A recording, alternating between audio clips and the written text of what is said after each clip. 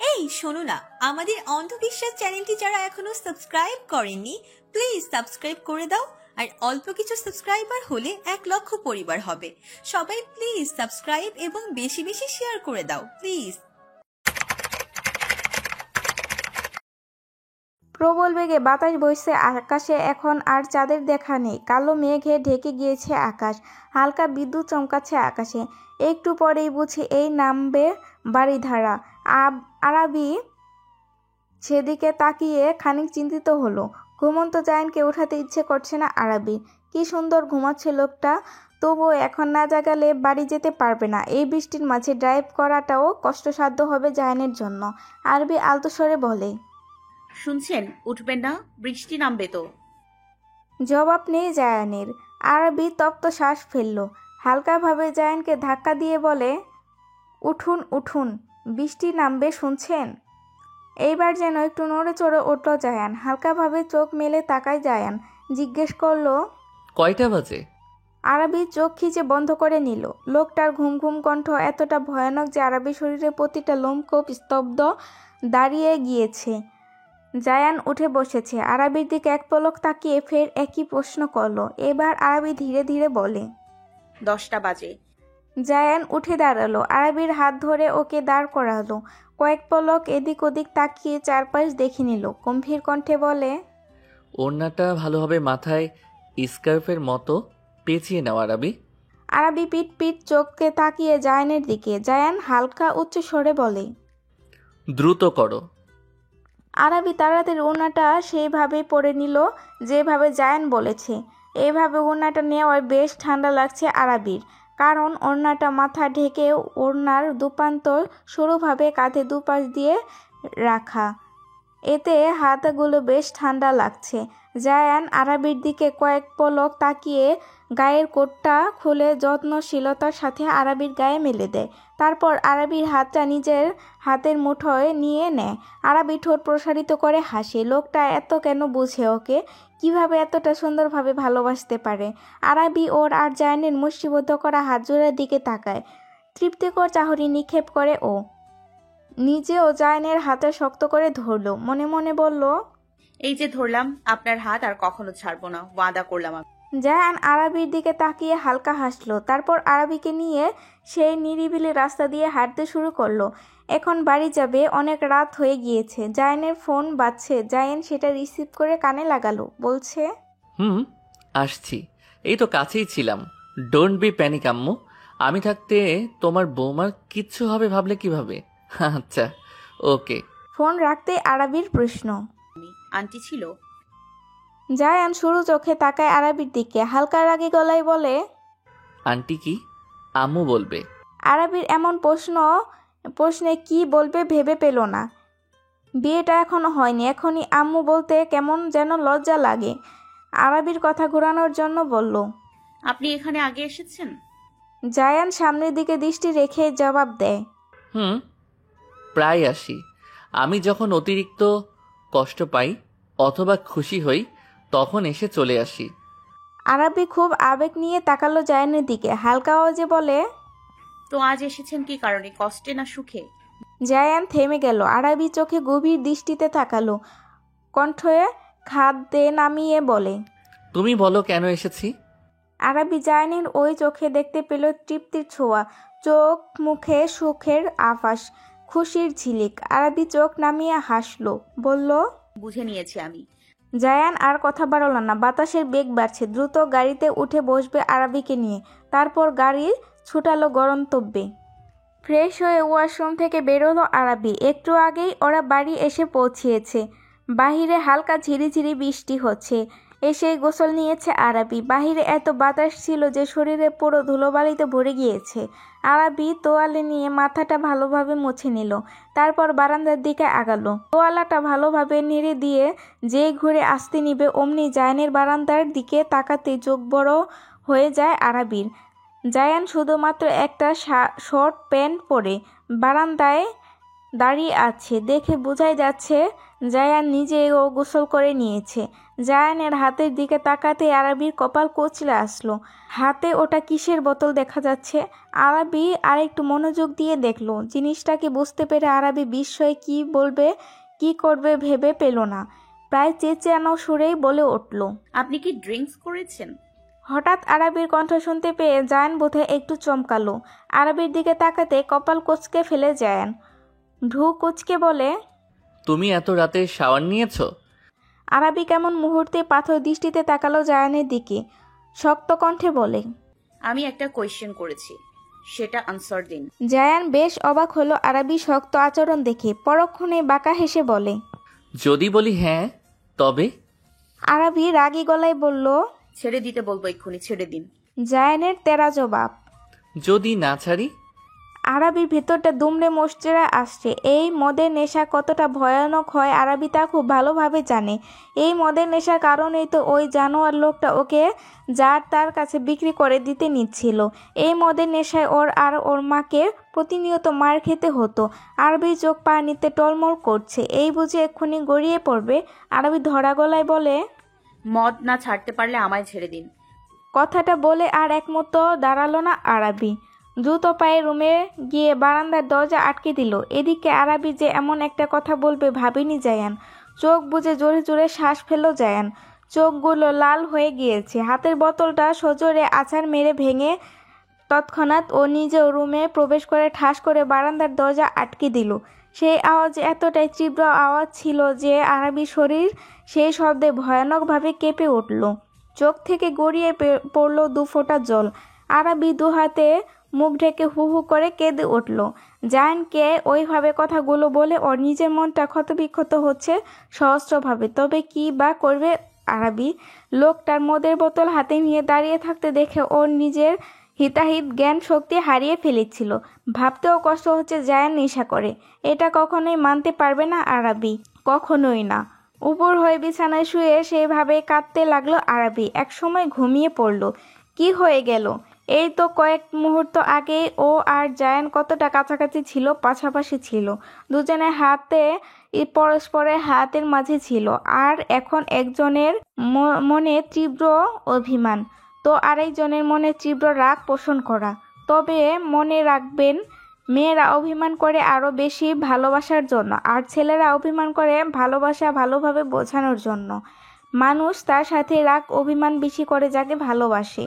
তবে মনে রাখবেন, অভিমানের মাত্রাটা যেন অতটাও বেশি না হয়। যতটা বেশি হলে সেই অভিমানগুলো জমতে জমতে একসময় পাথরে রূপ ধারণ করে। অভিমান গাঢ় হওয়ার আগে প্রিয় মানুষটিকে অভিমান ভেঙে নেবেন জলদি। আরাবি ঘুমিয়ে পড়েছে। বাহির হতে আরাবির মায়ের গলা শোনা যাচ্ছে। তিনি বেশ কয়েকবার ডাকলেন আরাবিকে, তবে আরাবির কোনো সাড়া শব্দ পাওয়া গেল না। আরাবির মা চুপচাপ চলে গেলেন। তার মনটা ভার হয়ে আছে। মেয়েটাকে সেদিন কি কান্নাকাটি না করলো। তারপর থেকে ঠিকভাবে কথা বলছে না। মেয়ে তার একরোখা জিদ নিয়েই আছে। তাকে বারবার বলছে আরাবির কথা রাজি হয়ে যেতে, কিন্তু মেয়েকে তিনি কিভাবে বোঝাবেন? সব কিছু তো আর সব জায়গায় জোর খাটালে হয় না, তাই না? ভীষণ ভয় হয় আরাবির মায়ের। নিজের স্বামীকে হারিয়ে এখন তার একমাত্র বেঁচে থাকার উৎস তার মেয়ে, তার আরাবি। আর ওর কিছু হলে তিনি নিজেকে ঠিক রাখতে পারবেন না। আরাবির মা চোখের জলটুকু মুছে নিলেন, তারপর চলে গেলেন নিজের রুমে। আজ জায়ান আর আরাবির বাগদান। সকাল থেকে বেশ তোড়জোড় সব কাজের জন্য, কিন্তু যাদের জন্য এত আয়োজন তারাই যেন মনমরা হয়ে আছে। কাল সারাদিন আরাবি আর জায়ান একে অপরের সাথে কথা বলেনি, না দেখা করেছে। বাড়ি থেকে এক পাও বেরোয়নি দুজনে। বিছানায় স্বয়ংরত আরাবি কেমন ছটফট করছে, অস্থির হচ্ছে, ভালো লাগছে না কিছু। প্রচণ্ড কান্নায় দম আটকে আসছে। কান্না না করতে পারায় কণ্ঠচালিতে চাপা প্রয়োগ হচ্ছে, যার ফলে ব্যথা হচ্ছে সেখানটায়। আরাবি চোখের কানিশ হতে গড়িয়ে পড়ে তপ্ত অশ্রুকণা। দ্রুত চোখ মুছে ফেলল আরাবি। বিছানায় পড়ে আছে ওর বাগদানের অনুষ্ঠানের জন্য জামা, গহনা, সাজগোজের সামগ্রী। তবে আরাবি তো এখনও কিছুই খুলে দেখেনি। আয়নার সামনে বসলো আরাবি। আয়নার দিকে নিজেকে দেখে নিল। অবাক হলো আরাবি। মাত্র একদিনের ব্যবধানে কি অবস্থা হলো ওর। চোখের নিচে কালি পড়েছে। দুটো নির্ঘুম রাত রাতের কারণে। দু হাতে মুখটাকে ঘষে নিল আরাবি। এর মধ্যেই রুমে আসে নূর। এসে আরাবিকে এভাবে দেখে বসে থাকতে দেখে নূরের রাগ লাগলো। এভাবে বসে থাকার মানে কি? বাগদানের অনুষ্ঠান শুরু হতে আর মাত্র কিছুক্ষণ। আরাবি এখনো রেডি হয়নি। আরাবি পার্লারের মেয়েদের হাতে সাজবে না, তাই তাদের আনা হয়নি। নূর খেপানো গলায় বলে, তুমি এখনো তৈরি হচ্ছ না কেন? আর মাত্র কিছুক্ষণ বাকি ভাবি, জলদি রেডি হও। আরাবি পিছন ফিরে নূরকে দেখে উঠে দাঁড়ালো। নূরের কাছাকাছি এসে বলে, তুমি নিজেও তো তৈরি হওনি। তুমি যাও, তৈরি হও, আমিও তৈরি হচ্ছি। নূরের আরাবির মুখ থেকে কেমন যেন ভালো লাগলো না। জায়ানের চেহারাটাও কাল থেকে থমথমে হয়ে আছে, ঠিকঠাক কথা বলছে না কারোর সাথে, অহেতুক রাগারাগি করছে। নূর চিন্তিত কণ্ঠে বলল, ভাবি, সব ঠিক আছে তো তোমার আর ভাইয়ার মাঝে? আরাবি জোরপূর্বক হাসলো, বলল, সব ঠিক আছে আমাদের মাঝে। আবার কি হবে? না মানে ভাইয়া কাল থেকে কেমন যেন আগের মতো সে রুক্ষ বিহেভ করছে, অহেতুক রাগারাগি করছে সবার সাথে। নূরের কথায় বেশ চিন্তিত দেখালো আরাবিকে। পরক্ষণে নিজেকে সামনে নিয়ে আরাবি বলল, হয়তো কাজের চাপ বেশি। এমনিতেও তো দেখছো কয়েকদিন যাবৎ বিয়ের আয়োজনের কারণে উনি ঠিকঠাক অফিসে যেতে পারছেন না। তুমি চিন্তা করো না, ঠিক হয়ে যাবে। যাও, তৈরি হয়ে নাও, কেমন? নূরের কেমন যেন আরাবির কথাটা বিশ্বাস হলো না, তাও আর কথা না বাড়িয়ে চলে গেল নূর। এদিকে নূর যেতে আরাবি দরজা আটকে দিল। দাঁত দিয়ে নিচে ঠোঁট কামড়ে ধরে নিজেকে সামলালো আরাবি। লোকটা এত নির্দয় কেন? একটাবার আরাবির কাছে আসলো না। শুধু ছোট্ট আওয়াজে যদি একবার আরাবিকে ডাক দিত, আরাবি ছুটে চলে যেত, কিন্তু লোকটা এলো না। এ কেমন পাষাণ লোককে ভালোবেসে ফেললো আরাবি। আরাবি লম্বা শ্বাস ফেলে ওয়াশরুমে ফ্রেশ হতে চলে গেল। এখনই তৈরি হতে হবে, নয়তো দেরি হয়ে যাবে। পুরো বাড়িতে মানুষ গিজ গিজ করছে। সে এক বিশাল আয়োজন। ইফতি আরাবিকে ধরে নিয়ে আসছে। আরাবির গাউনটা বেশ লম্বা, তাই হাঁটতে একটু সমস্যা হচ্ছে। ইফতি তো আরাবিকে বারবার বলছে, তোকে অনেক সুন্দর লাগছে আরাবি। জায়ন ভাই তো আজ তোকে দেখলে নিশ্চয়ই অজ্ঞান টজ্ঞান হয়ে যাবে। আরাবি এতে বেশ বিরক্ত। এই কথাটা প্রথমে শুনে বেশ লজ্জা লাগছিল আরাবির, কিন্তু ইফতি একই কথা বারবার রিপিট করছে, যাতে প্রচুর বিরক্ত আরাবি। নিহাত সাহেব আরাবিকে দেখে দূর হতে দ্রুত পায়ে ছুটে আসলেন। সাথে আসলেন সাথী। নিহাত বলছে, মাশাআল্লাহ, আম্মুকে বেশ সুন্দর লাগছে। সাথীও প্রশংসা করলো। সাথে মিহাদ আর মিলিও আছেন। আর আরাবির মা তো এই নিয়ে শখানিক চুমু খেয়েছে নিজের মেয়ের কপালে। নূর আরাবির কাছে এসে চিৎকার করে বলে উঠল, ওয়াও ভাবি, তোমাকে যে লাগছে না, ভাইয়ার চয়েস আছে বলতে হবে, কি সুন্দর। আরাবি রয়্যাল ব্লু কালারের গাউন পরেছে, যার সাথে সাদা স্টোন বসানো। গলায় কানে হাতে ম্যাচিং করে সাদা আর রয়্যাল ব্লু এর কম্বিনেশনে স্টোন ওয়ার্ক করা জুয়েলারি। চুলগুলো নিচের দিকে রিয়ে কার্লি করা, কিছু চুল সামনে এনে রাখা। চুলেও সুন্দরভাবে স্টোন ক্লিপ লাগানো, আর সাথে সাদা মাটা হালকা মেকআপ। এতেই যেন অপ্সরা লাগছে আরাবিকে। সবাই সাখাওয়াত বাড়ির বড় পুত্রবধূকে দেখে প্রশংসায় পঞ্চমুখ, কিন্তু যার মুখ থেকে নিজের জন্য একটু প্রশংসা শুনতে চায় আরাবি, তাকেই দেখতে পাচ্ছে না সে। দৃষ্টি এদিক ওদিক ঘুরালো আরাবি। পরক্ষণে দূর হতে কাঙ্ক্ষিত মানুষটাকে দেখতে পেল আরাবি। জায়ান সুইমিং পুলের ওই পাশটায় একজন মানুষের সাথে কথা বলছে। কি সুন্দর না লাগছে লোকটাকে। আরাবির হার্ট দ্রুত গতিতে ছুটতে লাগলো জায়ানকে দেখে। জায়ানও আরাবির সাথে ম্যাচিং করে রয়্যাল ব্লু ব্লেজার পরেছে। ব্লেজারের ভিতরে শার্টটা সাদা, রয়্যাল ব্লু কালারের ডেনিম প্যান্ট, হাতে দামি ঘড়ি, চকচকে কালো জুতো, চুলগুলো জেল দিয়ে সেট করা। আরাবি যেন নিজেকে চোখজোড়া সরাতে পারছে না কিছুতে জায়ানের উপর থেকে। মুগ্ধ নয়নে তাকিয়ে জায়ানের দিকে। ইফতি হয়তো ব্যাপারটা বুঝতে পারলো, তাই আরাবির হাত ধরে ওকে টেনে জায়ানের দিকে নিয়ে যেতে লাগলো। আরাবি বুঝতে পেরে সাথে সাথে নারাজ জানালো, ইফতি ভাইয়া, আমি যাব না। তিনি এখন কথা বলছেন, ব্যস্ত আছেন। থামো ভাইয়া। ইফতি আরাবির কথা শুনে বলল, আজাইরা কথা বাদ দে, তুই ছাড়া এখন ভাইয়ার কাছে আর কি বেশি ইম্পর্টেন্ট হবে? ইফতি আর একটা কথা আরাবিকে বলতে না দিয়ে ওকে জায়ানের সামনে নিয়ে গেল। আকস্মিক এইভাবে জায়ান আর আশায় বিরক্ত নিয়ে সামনে তাকাতেই দৃষ্টি শীতল হয়ে আসে জায়ানের। এক রাশ মুগ্ধতা এসে ভর করে ওর চোখে। সেই মুগ্ধ চোখের দৃষ্টি দেখে শুকনো ঢোক গিলল আরাবি। দৃষ্টি নত হলো ওর। এদিকে ইফতি হেসে দিয়ে বলে, ভাই মুখের হা বন্ধ করো। জায়ান দ্রুত নিজেকে সামনে নেয়। ইফতির দিকে রাগী চোখে তাকিয়ে দাঁতে দাঁত চিপে বলে, এখানে হুট করে আসার কারণ কি? দেখছিস না কথা বলছি। জায়ানের এমন রুক্ষ ব্যবহারে বেশ কষ্ট পেল আরাবি। উজ্জ্বল মুখটা অন্ধকারে ছেয়ে গেল। এতটা পরিবর্তন যে এখন আরাবির কাছে আসলেও লোকটা বিরক্ত হয়। আরাবির ঠোঁট কামড়ে ধরে নিজেকে সামলে নিল। চোখ বুজে বড় এক নিঃশ্বাস ফেলে বলল, ইফতি ভাইয়া, আমি ওদিকে যাচ্ছি, নূর ডাকছে। আরাবি চলে আসতে নিল, তবে একবার ঘুরে তাকালো। এই বুঝি লোকটা ওকে ডাকবে, এখানে থাকতে বলবে। কিন্তু না, এমন কিছুই হলো না। আরাবি চুপচাপ সেখান থেকে চলে গেল। পুরো অনুষ্ঠানে না আরাবি জায়ানের কাছে গেল আর না জায়ান আরাবির কাছে গেল। নিহাল সাহেব সকলের সাথে কথা বলে সিদ্ধান্ত নিলেন এখনই বাগদানটা সেরে ফেলা হবে। ইফতিকে স্টেজে উঠে মাইক হাতে নিয়ে জায়ান আর আরাবিকে নিয়ে স্টেজে আসতে বলল। নূর আরাবিকে নিয়ে আসলো আর জায়ান একা একাই আসলো। পুরো ফ্যামিলি চারপাশ থেকে ঘিরে ধরলো আরাবি আর জায়ানকে। সাথী জায়ানের হাতে রিংটা দিলেন, ইশারায় করলেন আরাবিরকে পরিয়ে দিতে। জায়ান বক্সটা হাতে নিয়ে খুলে সেটা হতে আংটিটা বের করে নিল। তারপর অন্য হাতে বাড়িয়ে দিল আরাবির দিকে। আরাবি তাকালো জায়ানের দিকে। লোকটা এখন তাকাচ্ছে না ওর দিকে। এইভাবে জায়ানকে দেখে কষ্টে বুকটা ফেটে যাচ্ছে আরাবির। তাও চুপচাপ জায়ানের হাতে নিজের হাতটা তুলে দিল। জায়ান আরাবির হাতটি আলতো করে ধরে ওর আঙুলে আংটিটা পরিয়ে দিল। সাথে সাথে আরাবি কেঁপে উঠল।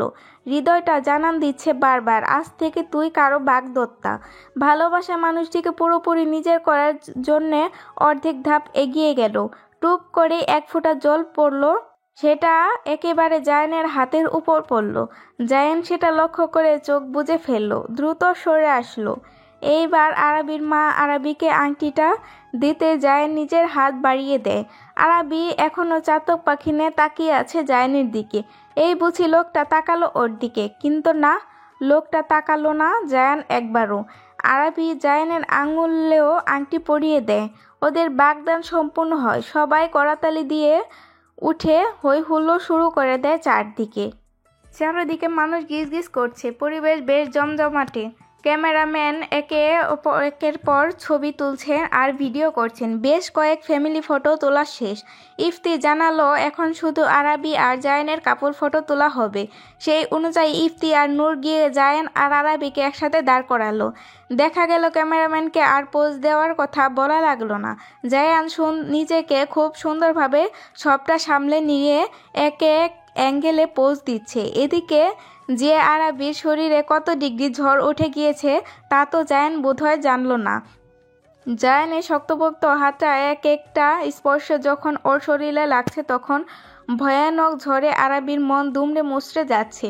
আরাবি দৃষ্টি নিবদ্ধ করলো জায়ানের দিকে। লোকটা কেমন শক্ত মুখ করে রেখেছে, একবারও ভালোভাবে তাকাচ্ছে না আরাবির দিকে। আরাবির দৃষ্টিতে কাতরতা স্পষ্ট দেখা যাচ্ছে। এমন নিষ্ঠুর আর পাষাণ কেন লোকটা? আরাবি কি এমন বলেছে যে এইভাবে রাগ করে আছে ওর উপর? কিসের এত জেদ তার? আরাবি তো ভুল কিছু বলেনি, মদ খাওয়া হারাম। সেদিকে আরাবি বলেছে এটা ছেড়ে দিতে, আর লোকটা তেরামি করে বলছে ছাড়বে না। তাই তো আরাবি বলল মদ না ছাড়তে পারলে ওকে ছেড়ে দিতে।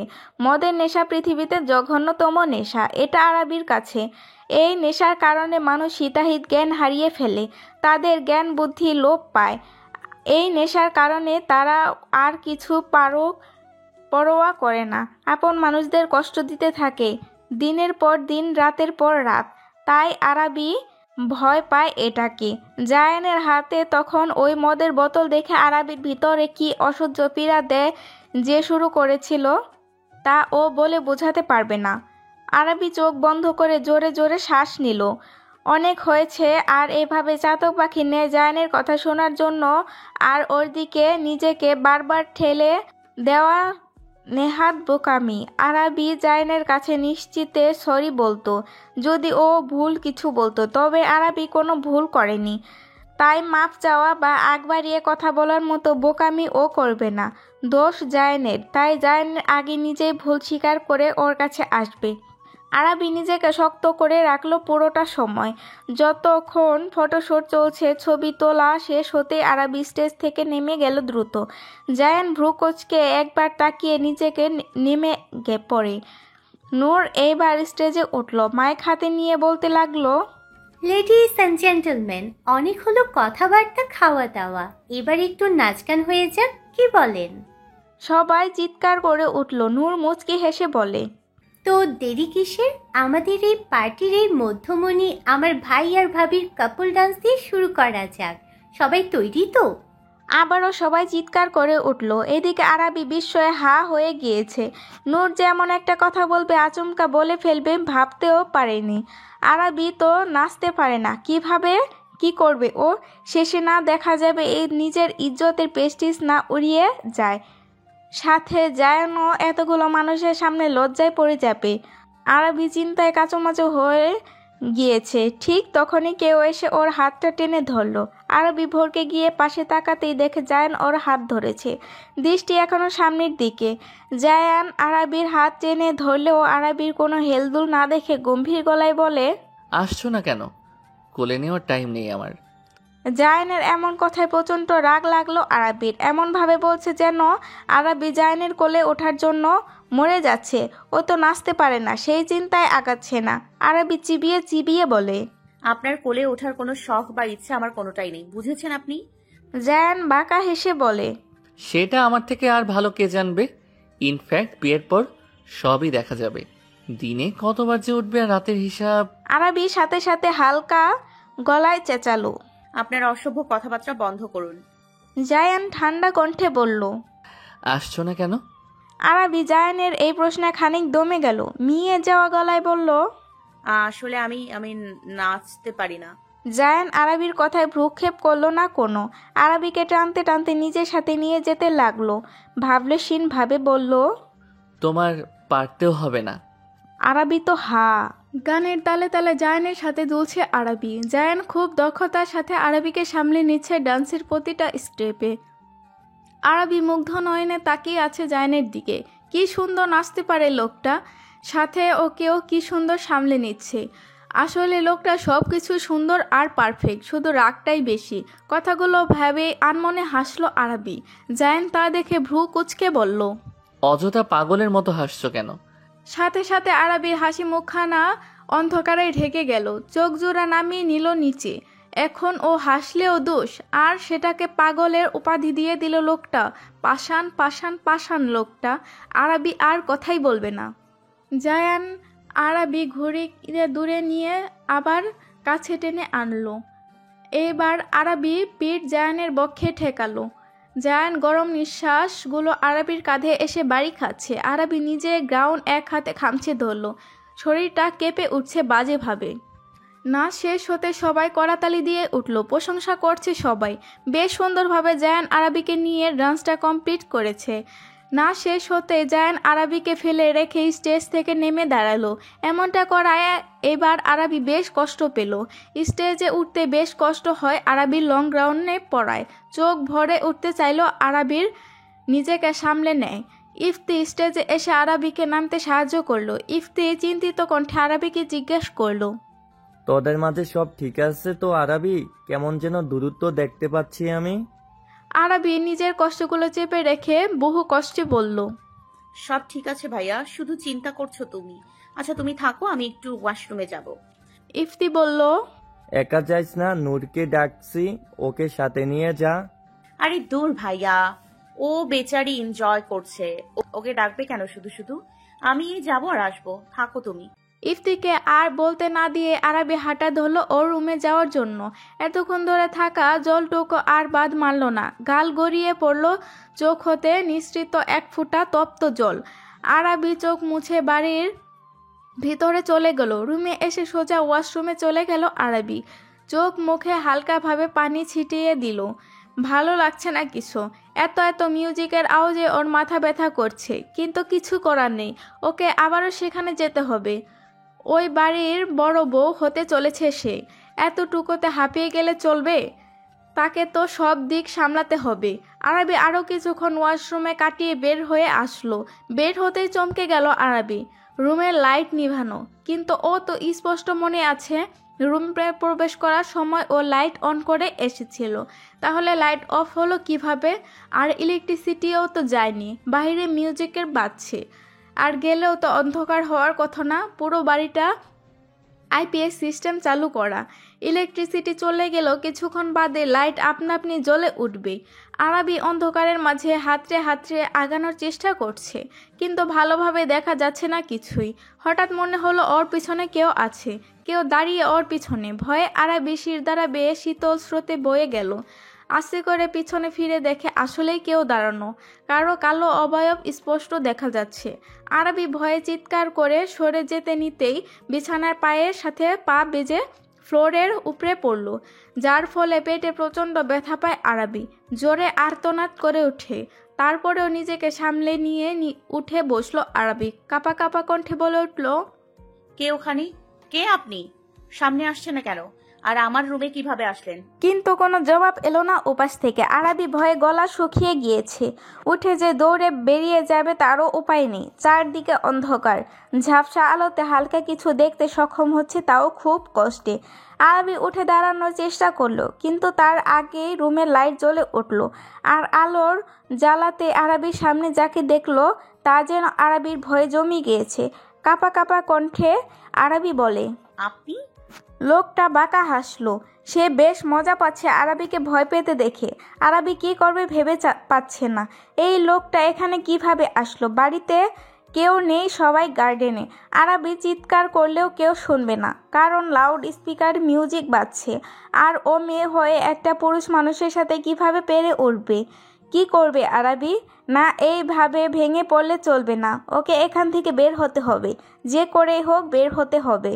একবার বের হতে পারলে এই লোকটাকে দেখে নেওয়া যাবে তখন। আরাবি বড় বড় শ্বাস নিয়ে নিজেকে স্বাভাবিক করতে লাগলো। ভয় পেলে চলবে না। দম বন্ধকর পরিবেশে এখান থেকে নিজেকে বাঁচাতে পারবে আরাবি, তা ক্ষণে ক্ষণে ভেবে চলেছে। গলা শুকিয়ে আসছে, ভয়ের হৃৎপিণ্ডটা জোরে জোরে লাফাচ্ছে। আরাবি নিজের ভয়টাকে দেখাচ্ছে না, তাই নিজেকে শক্ত করে তেজি কণ্ঠে বলে ওঠে, কি সমস্যা আপনার? আর আপনি এখানে কি করছেন? পার্টি নিচে হচ্ছে, আপনি আমার রুমে কেন এসেছেন? জায়ান জানতে পারলে আপনাকে আজ আর কেউ রক্ষা করতে পারবে না। নেহাতেই আপনি তার কাজিন হন, তাই পার্টিতে আসতে পেরেছেন। না হলে সে তো আপনাকে আমার ত্রিসীমানায় আসতে বারণ করেছে। ভুলে গিয়েছেন? বেরিয়ে যান এখান থেকে। আদি যেন আরাবির কথায় বেশ মজা পেল। পৈশাচিক হাসি দিয়ে বলে, খুকি তুমি বোঝো না কিছু? কেন এসেছি একটুও বোঝো নি? সেদিনের রাস্তায় করা অপমানের কথা এত সহজে ভুলে যাব আমি কিভাবে? শোধ তুলতে হবে না। আর হইলো জানের কথা, ও জানতে পারলে তো আমাকে কিছু করবে। তার আগে তুই শেষ। সেদিন পাবলিক প্লেস ছিল বিদায় কিছু বলিনি, কিন্তু আজ কিভাবে তুই বাঁচবি বল? মুহূর্তের আগে ফুঁসতে ফুঁসতে আরাবির কাছে চলে এলো। আরাবি দৌড়ে বারান্দার দিকে যেতে নিতে আদি ওর হাত ধরে টেনে ধাক্কা মেরে বিছানায় ফেলে দেয়। আরাবির চোখের থেকে পানি পড়ছে। কিভাবে নিজেকে সামলাবে আরাবি? কিভাবে রক্ষা করবে এখান থেকে নিজেকে? একবার দরজার দিকে বা বারান্দায় যেতে পারলেও হতো। বারান্দায় গেলে সেখানে থেকে জায়ানকে ডাকতে পারতো, বা কিছু একটা তো করতে পারবে। কিন্তু যাবেটা কিভাবে? আরাবি দু হাতে চোখ মুছে নিলে যেই না বিছানায় উঠে যাবে, তার আগে আদি এসে আরাবিকের উপর ঝাঁপিয়ে পড়ে। আরাবি চিৎকার করে ওঠে, কিন্তু আফসোস, কেউ তার চিৎকার শুনছে না। আরাবি দু হাতে ঠেলে সরাতে চাইছে আদিকে, কিন্তু একটা পুরুষের সাথে কি একটা মেয়ে কখনো পারে শক্তিতে? আরাবি নিজেকে শান্ত করলো। আরাবিকে হঠাৎ শান্ত হয়ে যেতে দেখে আদি বাঁকা হাসে, তাকালো আরাবির দিকে, বলল, কি সপ্তাহে শেষ? আমি বললাম তো পারবে না আমার সাথে। এর থেকে ভালো এনজয় করো আমার সাথে, কেউ জানতে পারবে না। আমি সবটা সিক্রেট রাখবো, প্রমিস। আরাবি হিংস্র চোখে তাকালো আদির দিকে। পারলে এখনই এই আদিকে আরাবি টুকরো টুকরো করে কেটে ফেলবে, এভাবে রাগে ফুঁসছে ও। আরাবি নিজের গায়ে সর্বোচ্চ শক্তি দিয়ে নিজের হাঁটু দ্বারা আদির মেন পয়েন্টে আঘাত করে দিল। আদি চিৎকার করে সরে গেল। ব্যথায় গঙ্গাতে লাগলো আদি। এই সুযোগে আরাবি দ্রুত উঠে দাঁড়ালো বিছানা থেকে। রাগী গলায় বলে, আমাকে অবলা ভাবিস না। তোদের মতো জানোয়ারদের কিভাবে শায়েস্তা করতে হয় আমি ভালো করে জানি। আরাবি কথাগুলো বলে যত দ্রুত পারে রুমের লাইট অন করলো। তারপর দরজা খুলতে গিয়ে ভীষণ অবাক হলো আরাবি। দরজা পেছন থেকে লক করা। কিভাবে কি করবে আরাবি? এখানে থেকে বের হবে কিভাবে? আরাবি উপায় না পেয়ে দরজায় জোরে জোরে আঘাত করতে লাগলো আর চিল্লাতে লাগলো, প্লিজ হেল্প, কেউ আছেন? প্লিজ দরজাটা খুলে দিন। জায়ান আপনি কোথায়? ইফতি ভাইয়া, নূর। কিন্তু না, কারা আওয়াজ পাওয়া গেল না। আরাবি না পারতে কেঁদে দিল। এতক্ষণ নিজেকে শক্ত করে রাখলেও এখন আর পারল না। ততক্ষণে আদি ব্যথায় কাতরাতে কাতরাতে উঠে বসেছে। হাসতে হাসতে বলল, এত কাঁচা খেলা আমি খেলি না, তোকে তো যে করেই হোক আমার বিট পার্টনার বানাবোই। এমন কথায় চমকে উঠল আরাবি। তাকিয়ে দেখে আদি উঠে দাঁড়ানোর চেষ্টা করছে। ভয় পেলে আরাবি চারদিকে চোখ বুলিয়ে নিজেকে রক্ষা করার উপায় খুঁজতে লাগলো। বারান্দার দিকে নজর যেতে একটু আশার আলো পেল আরাবি। দ্রুত সেদিকে দৌড়ে নিতে ততক্ষণে আদি দাঁড়িয়ে গিয়ে ওর চুল টেনে ধরে। ব্যথায় আর্তনাদ করে উঠে আরাবি। ঘাড়েও প্রচুর জ্বলছে। তারপরও নিজের ব্যথাটাকে তোয়াক্কা করলো না। পিছনে ঘুরে আদি নাক বরাবর ঘুষি মেরে দিল। এক হাতে নাক দিয়ে চিৎকার করলো আদি। তাও আরাবির চুল এক হাতে ধরে রেখেছে, ছাড়ছে না। আরাবি দুই হাতে আদির হাতে খামচাতে লাগলো নিজেকে ছাড়ানোর জন্য। অবশেষে আদির হাত ছেড়ে দিতেই দৌড়ে বারান্দায় চলে গেল। দরজা আটকে দিল। রেলিং ধরে হাঁপাতে লাগলো। উপর থেকে চিল্লাতে লাগলো সাহায্যের জন্য, কিন্তু মিউজিকের আওয়াজে কেউ শুনছে না ওর আওয়াজ। এদিকে আদি এত ব্যথা পেয়েও থেমে নেই। নিজেকে সামলে নিয়ে দরজায় জোড়া জোরে লাথি দিতে লাগলো। মূল পরিকল্পনা দরজা ভেঙে ফেলা। এদিকে আরাবি কাঁদতে কাঁদতে জায়ানকে ডেকে চলেছে।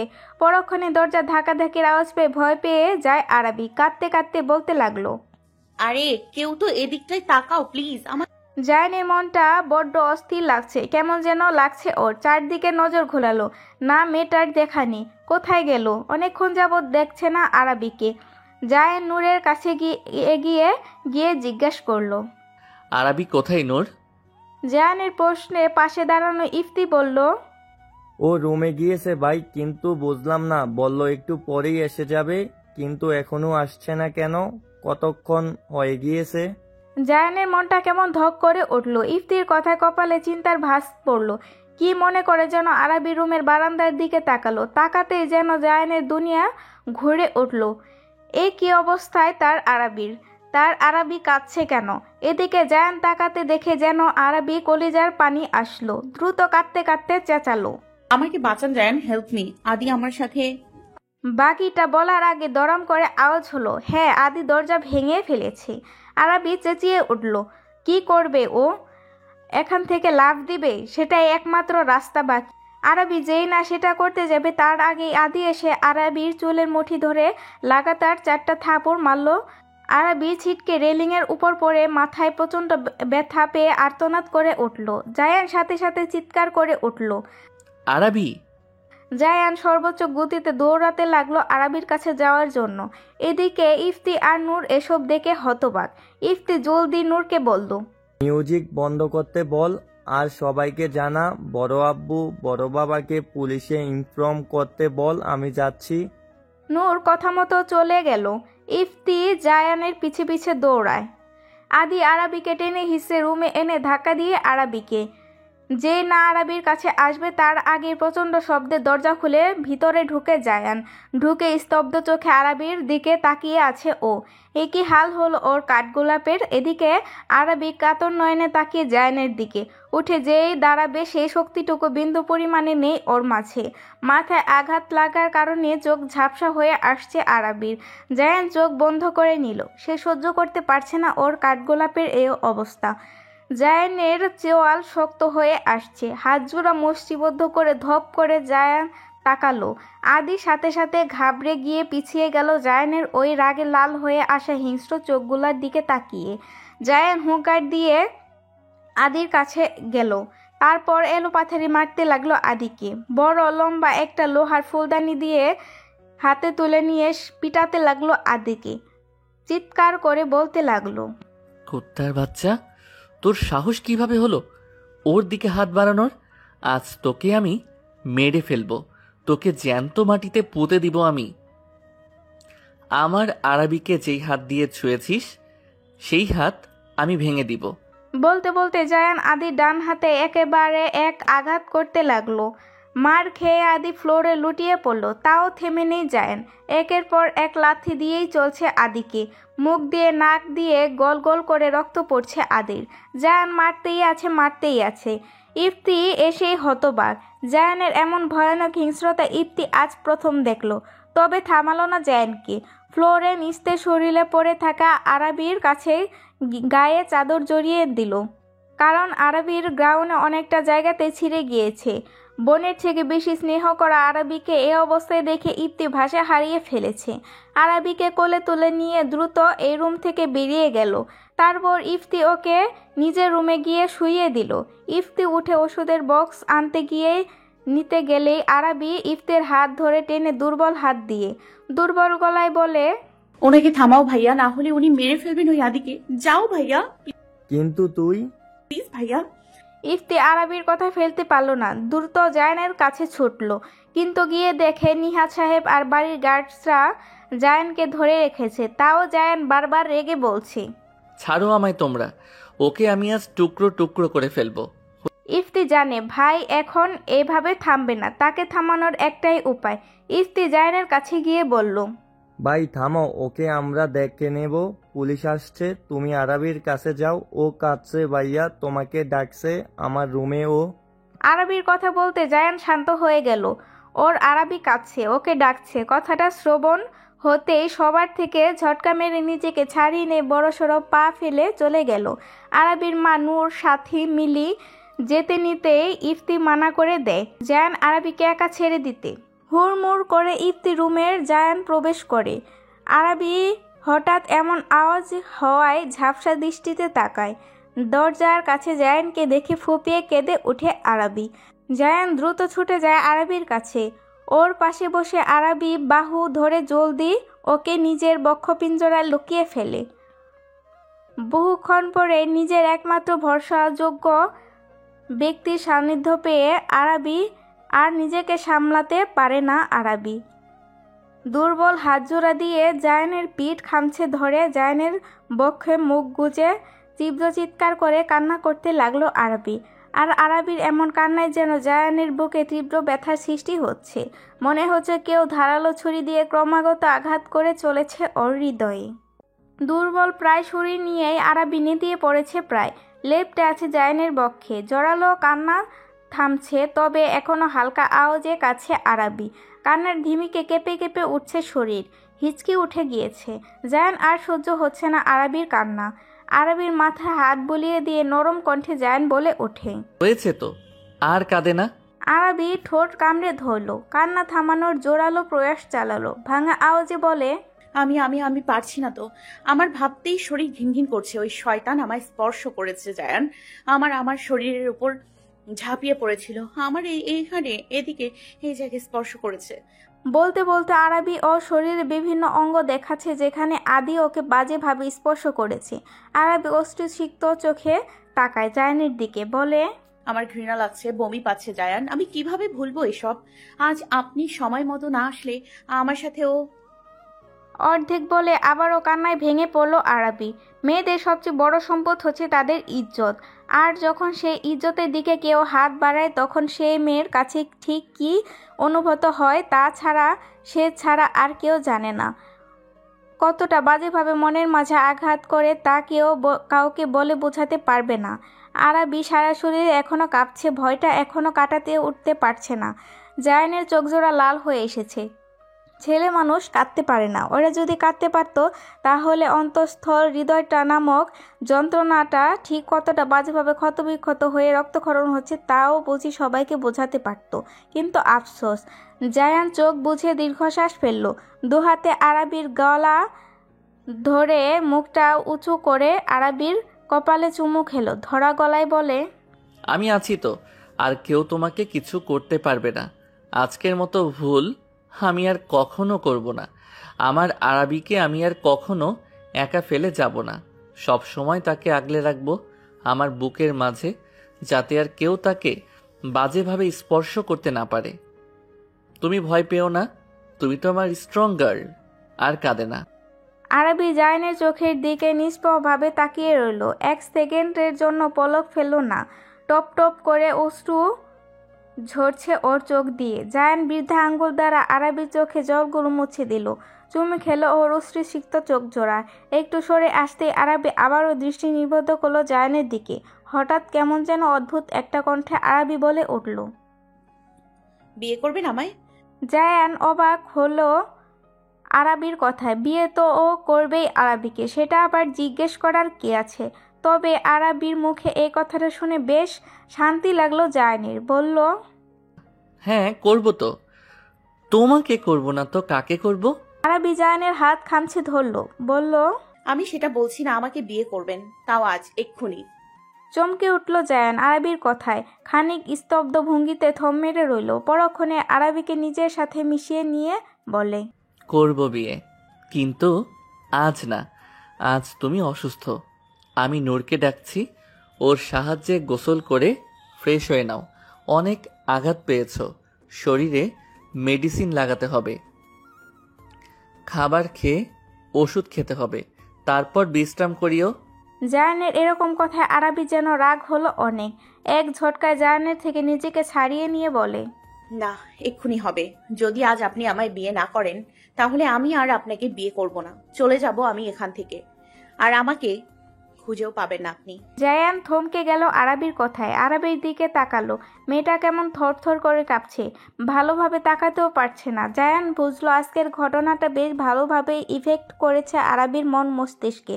আরাবি যে ওকে নিয়ে প্রচণ্ড ইনসিকিউর ফিল করছে বুঝতে পারছে জায়ান, তাই আর কোনো তর্কে জড়ালো না। আরাবির বাহু ধরে ওকে নিজের কাছে এনে বলে, আচ্ছা, আজই হবে আমাদের বিয়ে। তুমি কোনো চিন্তা করো না, আমি তোমারই। আমি তোমাকে রেখে কোথাও যাব না, তুমি থাকো।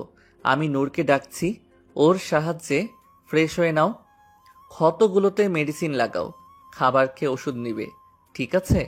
আমি ততক্ষণে সব ব্যবস্থা করছি।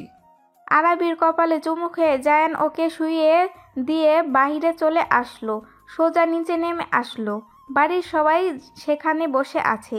জায়ানকে আসতে দেখে আরাবির মা ঢুকরে কেঁদে উঠলেন। বললেন, আমার মেয়েটা কেমন আছে বাবা, আমি কি যাব?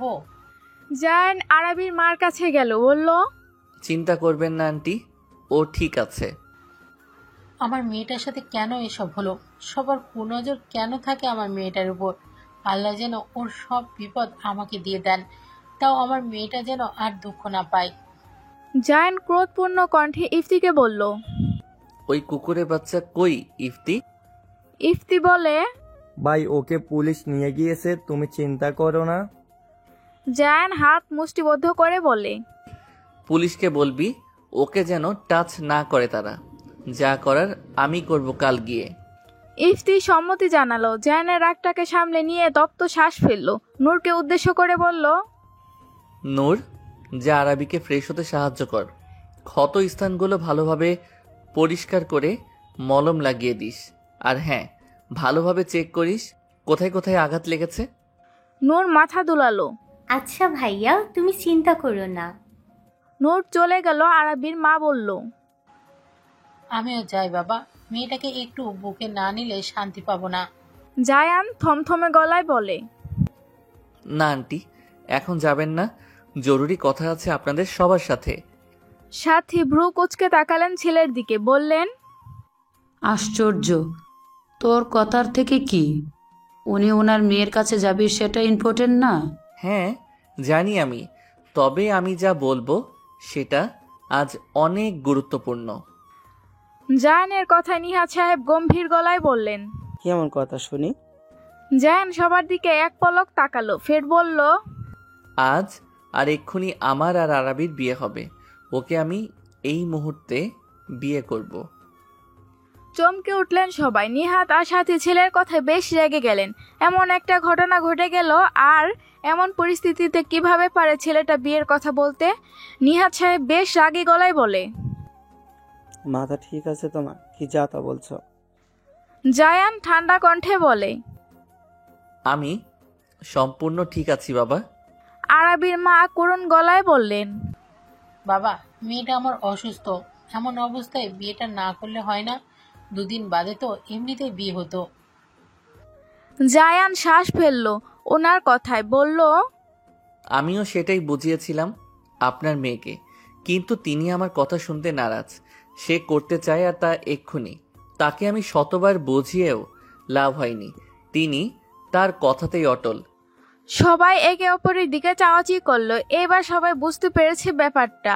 এই যে সিদ্ধান্ত জায়ান নেয়নি, জায়ান এতটাও কর্মজ্ঞানহীন না। আরাবি ওকে জোর করেছে। আরাবির দিকটা ভেবে সবাই রাজি হয়ে গেল। জায়ান সবার সম্মতি পেয়ে গম্ভীর স্বরে বলল। ইফতি, কাজী আর হুজুরের ব্যবস্থা কর। এতদিনে তোর বোন আমার কাছে একটা আবদার করেছে, আমি কি তা না রেখে পারি বল? উল্টো আমি নিজেই তো এই দিনটার জন্য অপেক্ষা করেছিলাম, আর তোর বোন নিজেই সেই অপেক্ষার অবসান করার ইচ্ছা পোষণ করেছে। যা দ্রুত, আর দেরি করিস না। ইফতি জায়ানের কথায় মাথা নাড়ালো। বেশ হাসি মুখে ভাইয়ের কথা মতো কাজে লেগে পড়ল। ভাই, কাজী আর হুজুর এসে পড়েছেন, এবার আরাবিকে আসতে বলো। ইফতি প্রশ্নে জায়ানের নূরকে মেসেজ করে দিল আরাবিকে নিচে নিয়ে আসতে। জায়ানের মেসেজ পেয়ে নূর আরাবিকে বলে। ভাবি নিচে চলো, ভাইয়া মেসেজ দিয়েছে। আরাবি নূরের কথায় সম্মতি জানিয়ে নূরের সাহায্যে উঠে দাঁড়ালো। আসলে আদি যখন দিয়ে ওকে ফ্লোরে ফেলে দিয়েছিল তখন পেটে খুব ব্যথা পেয়েছিল আরাবি, তাই এখন ওর হাঁটতে বেশ কষ্ট হচ্ছে। নূর আরাবিকে এইভাবে হাঁটতে দেখে প্রশ্ন করলো, আর ইউ ওকে ভাবি?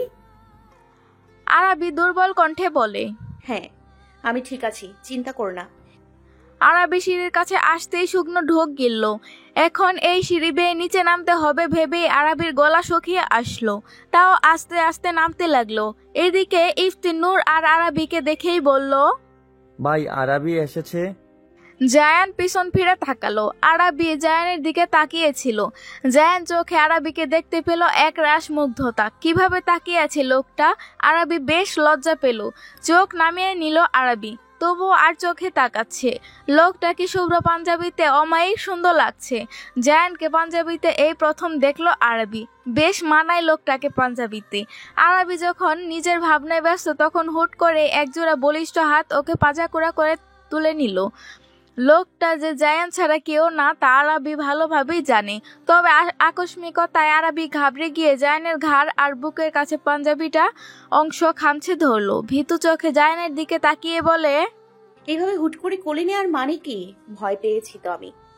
জায়ান হালকা রাগী স্বরে বলল, পেটে যে ব্যথা হচ্ছে সেটা আমাকে জানাওনি কেন? আর নূরকেও মনে হয় বলনি। এত কেয়ারলেস কেন তুমি? আরাবি হা হয়ে গেল জায়ানের কথায়। ও তো জায়ানকে ব্যথার কথা বলেনি, তবে লোকটা জানলো কিভাবে? জায়ান আরাবিকে নিয়ে নিচে নামতে নামতে বলল, অবাক হওয়ার কিছু নেই। যেইভাবে পেট চেপে ধরে একটু পরপর নাক মুখ কুচকে ফেলছো তাতেই আমি বুঝে গেছি। বেশি সমস্যা হলে বলো, ডাক্তারের কাছে নিয়ে যাই। থাক, তা লাগবে না, আমি ডাক্তারকে ফোন করে আসতে বলবো নি। আরাবি মিনমিন কণ্ঠে বলে ওঠে, আরে তা লাগবে না, একটু ব্যথা করছে, ঠিক হয়ে যাবে। আর তাছাড়া এত রাত হয়ে গিয়েছে, শুধু ডক্টরকে আনা লাগবে না। জায়ান আরাবিকে সোফায় বসিয়ে দিল, বলল, তোমায় বেশি পাকনামি করা লাগবে না, আমি আমারটা বুঝে নিব। তখনও ফোন দিতে চেয়েছিলাম, তুমি ফোন দিতে দিলে না, বললে অল্প একটু ব্যথা, কিন্তু এখন তো আমি দেখছি অন্য কিছু। আর একটা কথাও বলো না। আরাবি কথা বাড়ালো না। সে জানে এই লোকটাকে এখন কিছু বলে লাভ নেই, তাই চুপচাপ থাকলো। জায়ান ডাক্তারকে ফোন করে বাড়িতে আসতে বলে, তারপর সোফায় আরাবির পাশে এসে বসলো। জায়ান ইশারা দিতেই আগে হুজুর নিজের কাজ শুরু করলেন। হুজুর যা যা করতে বললেন জায়ান সব যথাযথভাবে বলল। বাবার দায়িত্ব অবশ্য মিহান পালন করেছে। জায়ানকে কবুল বলতে বলে জায়ান বেশ স্বাভাবিকভাবে 3 কবুল বলে ফেললো। আরাবির পালা আসলে আরাবি ছলছল চোখে ওর মায়ের দিকে তাকালো। আরাবির মা এসে মেয়ের পাশে বসলেন।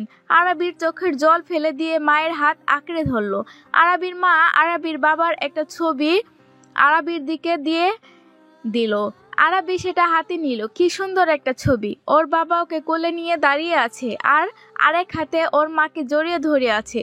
সবার মুখে তৃপ্তির হাসি। আরাবি ছবিটা বুকে জড়িয়ে নিল। তারপর ভাঙা ভাঙা গলায় থেমে থেমে 3 বার কবুল বলে ফেলল। কাজীও নিজে খুব সুন্দরভাবে ম্যারেজ রেজিস্ট্রি পেপার এগিয়ে দিলেন আর জায়ান ফটাফট সুন্দরভাবে সাইন করে দিল। আরবিও আস্তে ধীরে সাইন করে দিল। সবকিছু সুন্দরভাবে হয়ে যেতেই সবাই আলহামদুলিল্লাহ বলে উঠল।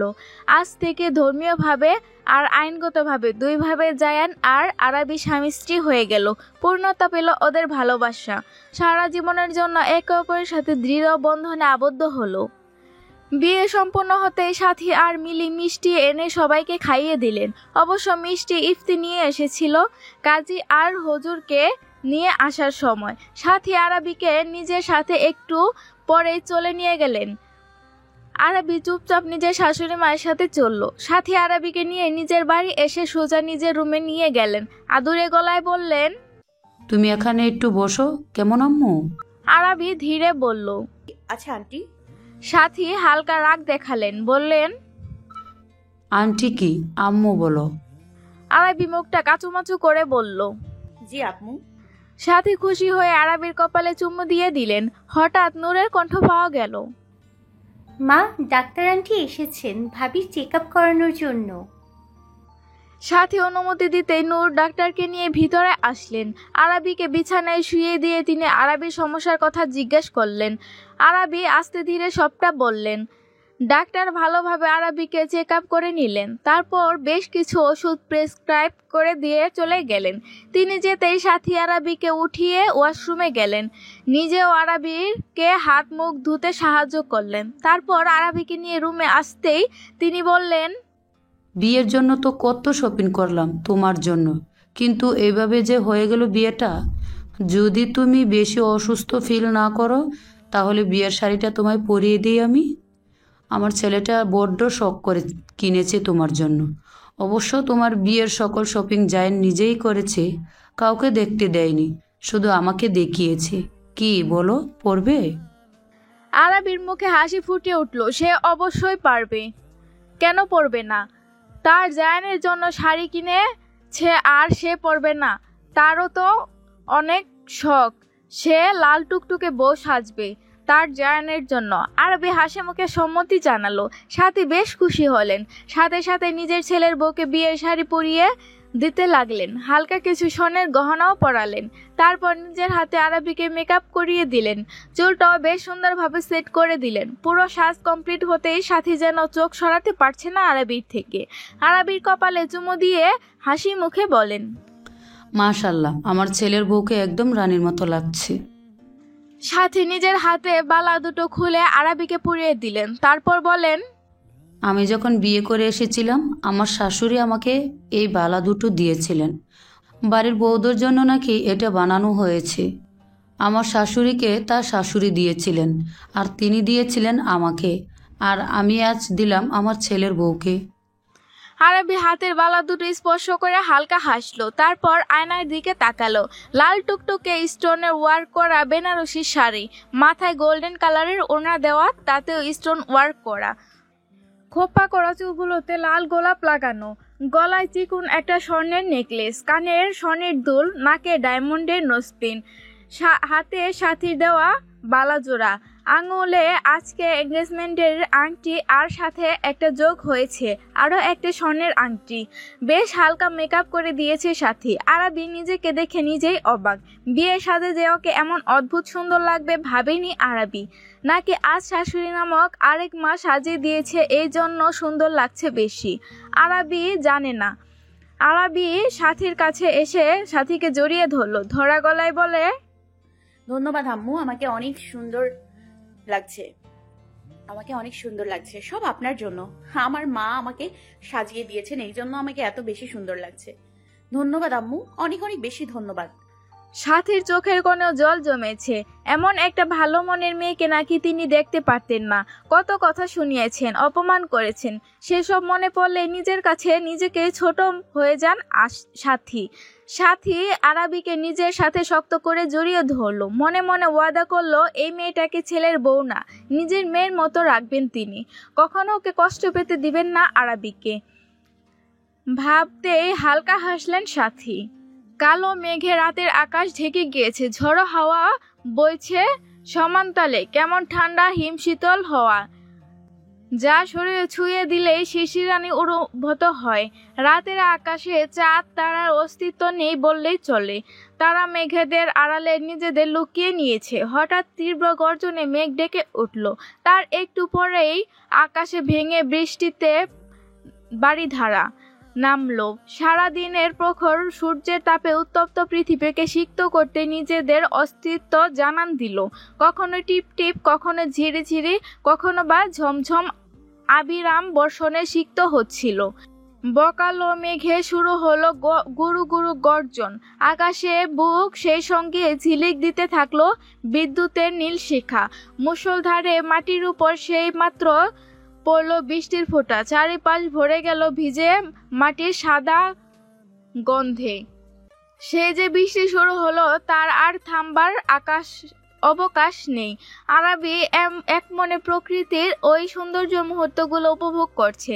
বারান্দার থাই গ্লাস টেনে দেওয়া, তবে স্বচ্ছ কাচের দ্বারা সবই দেখা যাচ্ছে বেশ ভালোভাবে। প্রায় অনেকক্ষণ হলো নূর আরাবিকে জায়নের রুমে দিয়ে গিয়েছে। রুমে প্রবেশ করতেই বেশ অবাক হলো আরাবি। মাত্র এইটুকু সময় কিনা ফুল দ্বারা কি সুন্দর রুমটাকে সাজিয়ে ফেলেছে। আরাবি এক মনে ঘরটিকে দিকে তাকিয়েছিল। এক সময় এই রুমটায় আসতে কত ভয় পেত আরাবি, আর আজ সে নিজে এই ঘরের মালিক হয়ে গেল। আরাবি অবাক হয়ে দেখছিল জায়নের রুম। বেশ গোছালো আর শৌখিন লোকটা। ঘরের জিনিসপত্র সবকিছু বেশ সুন্দর। বিছানার দিকে নজর যেতেই বিস্মিত হয়েছিল আরাবি। সাদা চাদরে মোড়ানো বিছানায় পুরো গোলাপের ফুল দিয়ে লাল বানিয়ে দিয়েছে। কি আশ্চর্য কারবার! এত সুন্দরভাবে সাজিয়েছে আরাবি যে বিছানায় বসবে তার উপায় নেই, যদি নষ্ট হয়ে যায়। এই কারণে ও বারান্দার দিকে চলে যায়। বারান্দাটা বেশ বড়। বারান্দার এক পাশে একটা ছোট বিছানাও আছে, সেখানে অনায়াসে একজন মানুষ ঘুমাতে পারবে। আরাবি সেই বিছানাটায় উঠে বসে প্রকৃতির বিলাসে মগ্ন হয়ে রইল। পেরিয়ে গেল অনেক সময়। হঠাৎ বাহির থেকে চেঁচামেচি শুনে ভড়কে যায় আরাবি। বারান্দার বিছানা থেকে নেমে দ্রুত রুমে আসে ও। রুমের বাহিরে ইফতি, নূর আর জায়নের কথা শোনা যাচ্ছে। মানে লোকটা এসে পড়েছে। বুকটা কেমন ধুপুক ধুপুক করছে। প্রবলভাবে গলা উঁচিয়ে কথা বলছে নূর। ভাই, নগদ 50,000 টাকা দাও। 25 আমার আর 25 ইফতি ভাইয়ার।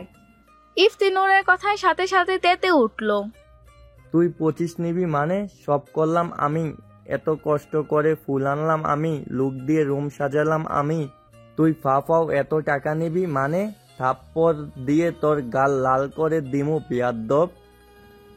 তুমি একটা আস্ত শয়তান ভাইয়া। আমি না তোমাদের একমাত্র বোন? আমার সাথে এমন করতে পারবে? আর রইল ফুল টুল এসব আনার কথা, তুমি কি আমায় কিছু বলেছো যে আমি তোমাকে হেল্প করব? কিছুই তো জানাওনি। ভাবিকে রুমে দিতে এসে না দেখলাম যে ফুল দিয়ে রুম সাজানো। ইফতি ধমকে উঠল। গোড়ার ডিম না, বোন হয়েছিস তো কি? টাকার কথা আসলে সেটা অন্য, মাত্র 10 পাবে তুই। আর যদি জ্ঞানজ্ঞানানি করিস তাহলে এই টাকাও দিব না। যা বাক এখান থেকে, চকিনের মা। নূর রেগে মেগে বলে, খবরদার, আমাকে সকিনার মা এসব ফাউল নামে একদম ডাকবে না ভাইয়া। ইফতি ডোন্ট কেয়ার ভাব নিয়ে বলে, একটা টাকাও দিব না তোকে, 10 বাদ। না না, আমি আর কিছু বলবো না। সাথে সাথে নূর মুখ গোমরা করে নিল। ইফতি এবার হাসি মুখে জায়নের দিকে তাকিয়ে বলে, কি ভাই, টাকা বের করো, এভাবে দাঁড়িয়ে থাকলে তো হবে না। জায়ান ভ্রু উঁচিয়ে বলে, টাকা দিব কেন? আমার রুমে আমি যাব, টাকা কেন দিব? কারণ আজ তোমার রুমে স্পেশাল একজন আছে, আর তার কাছে যেতে হলে এন্ট্রি ফি লাগবে। জায়ান তপ্ত শ্বাস ফেললো। অহেতুক এদের সাথে কথা বাড়িয়ে লাভ নেই। সে এমনিতেও জানতো এমন কিছুই হবে, তাই বিনা বাক্যে নিজের কার্ডটা বের করে ইফতিকে দিয়ে দিল। বলল, ক্যাশ নেই আমার কাছে, তাই কার্ড দিলাম। কিন্তু সাবধান, 50-র উপরে একটা পয়সা বেশি খরচ করলে আমি তোর থেকে তার ডাবল আদায় করব। মানে 50,000-এর ডাবল 1,00,000 টাকা, বুঝেছিস? So be careful. এখন সর সামনে থেকে দুটোই। ইফতি আর নূর মনের সুখে কাঠ নিয়ে চলে গেল। আরাবি ঠায় শক্ত হয়ে বসে আছে বারান্দায় বিছানাটায়। ও অনেক আগে জায়ানের গলার আওয়াজ পেয়ে এখানে এসে বসে রয়েছে। কেমন যেন লাগছে, অন্যরকম একটা অনুভূতি, দম বন্ধকর পরিবেশ, এলোমেলো লাগছে নিজেকে। ভয় লজ্জায় আড়ষ্ট হয়ে গুটিসুটি মেরে বসে রয়েছে সে। এদিকে রুমে প্রবেশ করে জায়ান অবাক হলো বেশ। পরক্ষণে ভাই বোনের পাগলামি দেখে হালকা হাসলো। রুমের চারদিকে চোখ বুলিয়ে কাঙ্ক্ষিত ব্যক্তিটিকে না দেখতে পেয়ে কপাল কুঁচকালো। হঠাৎ বারান্দার দরজার দিকে তাকাতে লাল কাপড়ের কিছু অংশ দৃশ্যমান হলো জায়ানের। সাথে সাথে হাসলো। মেয়েটা লজ্জায় এভাবে বারান্দায় গিয়ে বসে আছে। নিঃশব্দে সেদিকে এগিয়ে গেল জায়ান। আরাবির হাত দুটো কচলাচ্ছে, দৃষ্টি নত করা। হঠাৎ নিজের সম্মুখে কারো অস্তিত্ব অনুভব করতে পেরে গলা শুকিয়ে গেল। এটা যে জায়ান সে খুব ভালো করেই জানে আরাবি। তবে সাহস হলো না একবার লোকটাকে দেখার। কেটে গেল অনেকক্ষণ। আশ্চর্য, লোকটা কিছু করছে না কেন? নড়ছেও না, কিছু বলছেও না। আরাবি আর অপেক্ষা করলো না। ধীরে ধীরে অক্ষিপলব জোড়া উপরের দিকে উঠিয়ে তাকালো। তাকাতেই দৃষ্টি নিবদ্ধ হলো জায়ানের পানে। লোকটা কেমন থম মেরে দাঁড়িয়ে আছে, অন্যরকম এক দৃষ্টিতে একদিনে তার দিকে তাকিয়ে আছে। সেই দৃষ্টিতে আরাবি দেখতে পারছে একরাশ মুগ্ধতা, কাউকে আকুলভাবে কাছে পাওয়ার আকাঙ্ক্ষা, আর সবচেয়ে বড় সেটা হলো এক সমুদ্র ভালোবাসা। লজ্জায় রক্তিম আভা ছড়িয়ে পড়লো আরাবির মুখশ্রীতে। হালকা আওয়াজে বলল, নিয়মিত ভালোবাসার গল্প শুনতে এবং পড়তে আমাদের অন্ধবিশ্বাস চ্যানেলটি সাবস্ক্রাইব করে পাশে থাকা বেল আইকনটি ক্লিক করুন। ধন্যবাদ সবাইকে।